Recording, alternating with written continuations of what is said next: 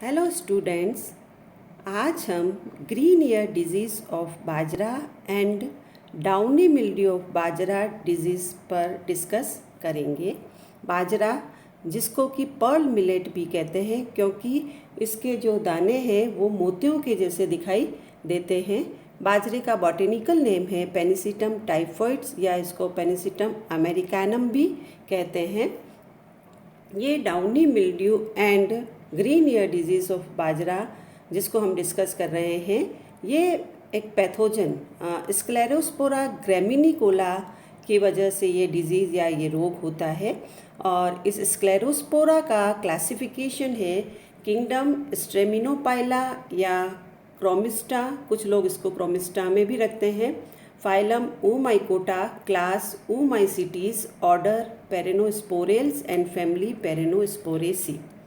यहाँ हमने किंगडम स्ट्रेमिनोपाइला या क्रोमिस्टा डिस्कस किया है क्योंकि अब ओमाइसिटीज के मेंबर्स को फंजाई से हटा दिया गया है क्योंकि ओमाइसिटीज में कोई भी कैरेक्टर ऐसा नहीं है जो कवक या फंजाई से रिलेट करते हुए हैं। जैसे कि कवकों में सेल वॉल काइटिन की बनी होती है, जबकि ओमाइसिटीज में सेल वॉल किसकी उसकी सेलुलोज की बनी हुई होती है।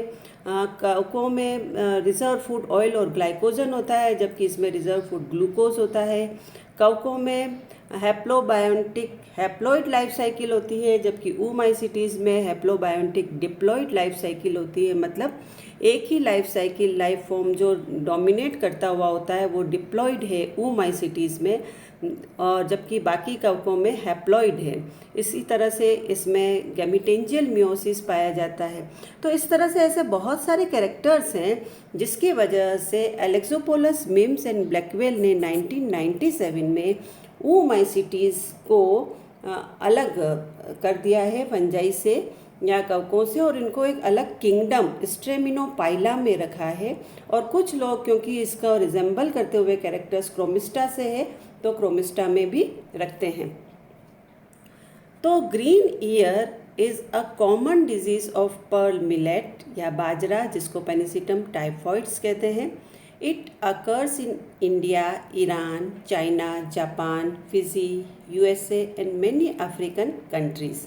In India, the disease was first described by E.J. Butler in 1907.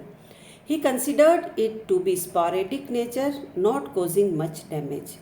After the introduction of high-yielding hybrid cultivars, it showed severe problem causing heavy losses.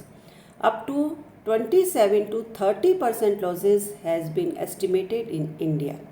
The disease appeared in pandemic form in Karnataka and Maharashtra during 1975, causing almost total loss of crop.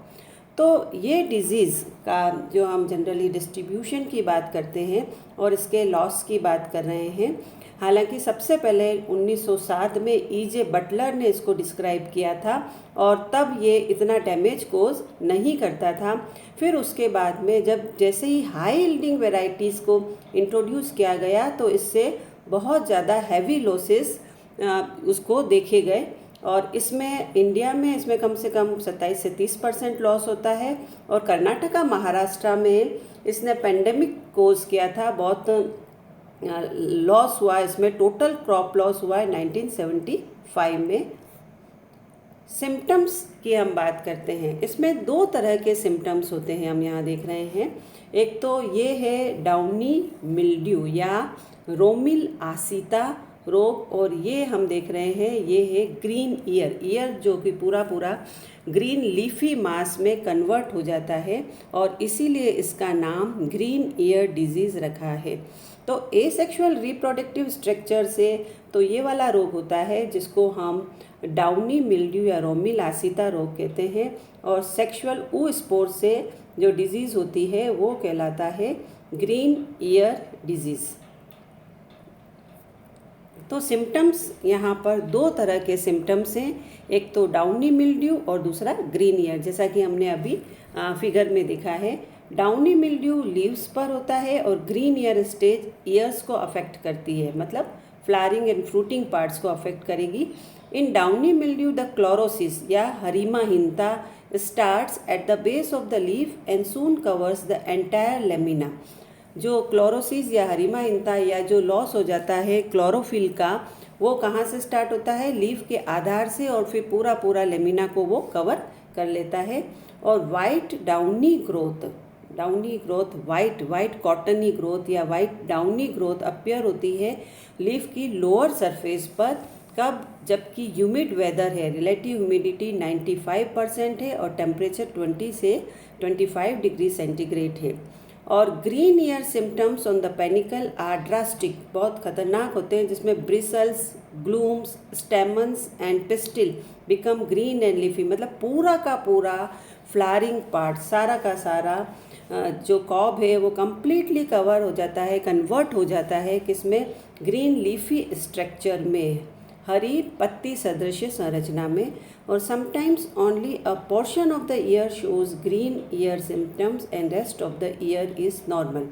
कई बार ऐसा भी होता है, इसमें disease की severity और nature पर depend करता है कि कभी तो केवल एक पोर्शन ही ईयर का ग्रीन ईयर सिम्टम्स बताता है, और कभी पूरा का पूरा ईयर कन्वर्ट हो जाता है, और साइज़ ईयर की या कॉब की सामान्य रहती है, जबकि किसी में वो कॉब की साइज़ भी छोटी हो जाती है और पूरा का पूरा ग्रीन मास से वो कवर हो जाता है। तो ये डिपेंड करता है कि डिजीज़ का नेचर और डिजीज़ कितनी भयानक है, उस हिसाब से चेंज होता है। और कभी कंप्लीट क्रॉप लॉस होता है, किसी भी तरह का कोई प्रोडक्ट हमको हार्वेस्ट नहीं कर पाते हैं, और कभी ऊपर सामान्य दाने होते हैं और नीचे लीफी एरिया डेवलप होता है। हम डिजीज़ साइकिल और एपिडेमियोलॉजी की बात करते हैं। तो डिजीज़ साइकिल में प्राइमरी इनोक्यूलम ऊ-स्पोर है, जो कि सॉइल, और स्पोरेंजिया जो कि मिलेट्स में पाए जाते हैं उसके द्वारा होता है। Pathogen is also internally seed borne, infected seeds give rise to systemically infected plants. और टेम्परेचर 20 से 25 डिग्री सेंटीग्रेड और ह्यूमिड वेदर जो रिक्वायर्ड होता है डिजीज़ डेवलपमेंट के लिए, वो बहुत ज़रूरी है। और downy growth are form during dewy nights from 1 to 4 AM। Dew nights पर ही स्पोरेंजिया जर्मिनेट करते हैं, और oospores are formed late in the season in the necrotic tissues on the leaves, और seeds form are internally infected. तो ये disease cycle की बात करें हम, तो हमने यह भी बताया कि जो डाउनी ग्रोथ है, वो डाउनी ग्रोथ किसकी वजह से होती है? पत्तियों में जो क्लोरोसिस हो जाता है और उसके वहाँ पर कॉटनी ग्रोथ स्टार्ट होती है। वो कॉटनी ग्रोथ स्पोरेंजियोफोर और स्पोरेंजिया को दर्शाती है। तो ये स्पोरेंजियोफोर है, स्पोरेंजियोफोर, इसके ऊपर ये स्पोरेंजिया लगे हुए हैं। ये स्पोरेंजिया किस तरह के हैं? हाईलाइन है और इलिप्टिकल और पेपिलेट स्पोरेंजिया है। और ये यहाँ पर देख रहे हैं हम, ये ऊ स्पोर है, और ये ऊ स्पोर जर्मिनेट करता है जर्म ट्यूब के द्वारा। तो एसेक्सुअल रिप्रोडक्शन स्पोरेंजिया के द्वारा होता है और सेक्सुअल ऊ स्पोर के द्वारा होता है। और ये डिजीज़ साइकिल है, जहाँ प्राइमरी इनोक्यूलम में तो हमने देखा है कि ऊ स्पोर्स और जो इन्फेक्टेड सीड्स हैं, और जो यही वापस से जब डिजीज़ कॉज करते हैं तो सेकेंडरी इनोक्यूलम के रूप में बिहेव करते हैं, और इस तरह से ये डिजीज़ कैरी ऑन होती है। स्पोरेंजिया जो कि स्पोरेंजियोफोर पर लगे हुए हैं, वो जू स्पोर्स के जैसे करेंगे, और प्राइमरी जो माइसीलियम बनता है फिर वापस से ये इन्फेक्ट करता है पूरे के पूरे प्लांट्स को, और इस तरह से डिजीज़ साइकिल कैरी ऑन होती रहती है, आगे चलता है ये इस तरह से। जो स्पोरेंजिया है, विंड, वाटर और इंसेक्ट के द्वारा उनका डिस्पर्सल होता है, और ये स्पोरेंजिया कम से कम 6 घंटे तक, अगर टेम्परेचर 20 से 30 डिग्री है तो वायबल रहते हैं, और ये जर्मिनेट करते हैं अर्ली मॉर्निंग में, जबकि इनफ ड्यू है, इनफ ओस की बूंदें होती है लीफ की सरफेस पर, और जू स्पोर्स रिलीज्ड होते हैं which on germination initiate new infection, जो जर्मिनेट करके अंकुरित होकर वापस नया इन्फेक्शन कॉज करते हैं। ऊ स्पोर्स, इसके जो हम बात करते हैं, ये ऊ स्पोर्स हाईली रेसिस्टेंट होते हैं, बहुत रेसिस्टेंट ऊ स्पोर्स हैं, और ये वायबल रह सकते हैं सॉइल में कब तक? कम से कम कुछ महीनों से 10 साल तक वायबल रह सकते हैं सॉइल के अंदर।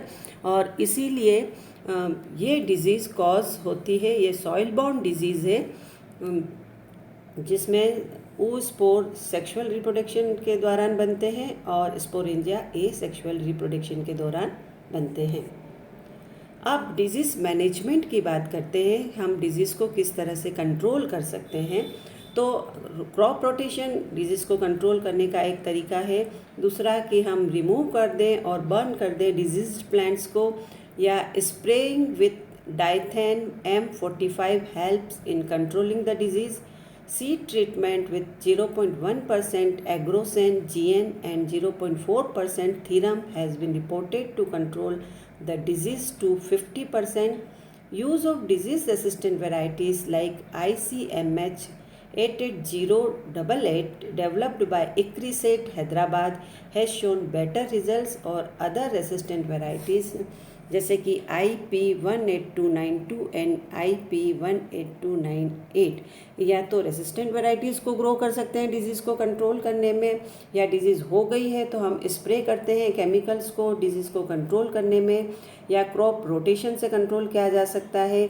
Removal and burning of disease plant से भी डिजीज़ को कंट्रोल किया जा सकता है। तो ये सारा है green ear and downy mildew of pearl millet या बाजरा की डिज़ीज़ के बारे में, जिसमें हमने इसमें symptoms, causal organism, disease cycle और कंट्रोल मेजर्स को डिस्कस किया है।